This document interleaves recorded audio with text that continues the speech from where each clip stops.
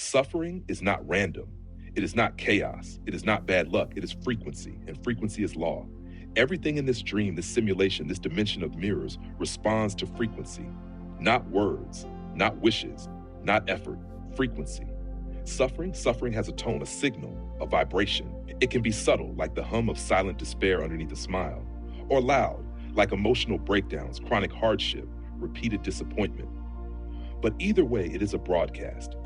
And reality, like a perfect algorithm, delivers experiences to match that signal, not to punish you, to show you what you're transmitting.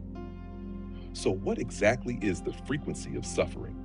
It is the vibration of powerlessness, of identification with pain. It says, I am this struggle. This is who I am.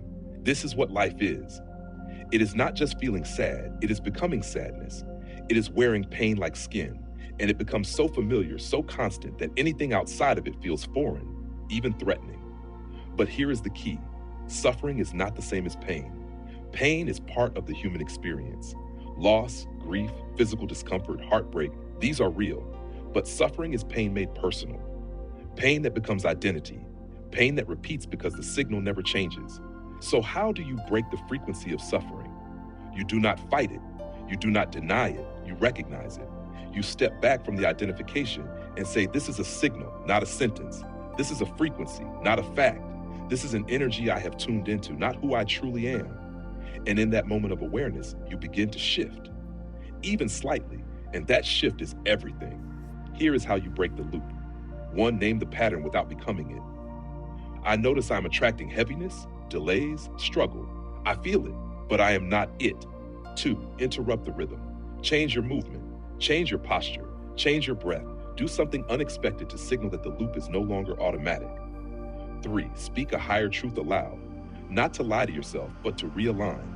I am safe, I am loved, I am allowed to experience ease, I am open to light. Act as if the shift has already occurred, not fake it, embody it. What would the you who is free from suffering do right now?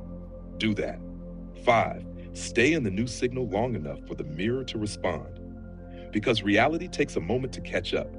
Do not fall back into suffering just because the reflection lags. It always lags. And remember this, you are not broken because you suffered. You are not unworthy because it was hard. You were never meant to stay in pain forever. Suffering is the invitation. Shifting is the response. And joy is not just possible, it is natural. Because the moment you no longer vibrate as suffering, suffering no longer knows where to find you.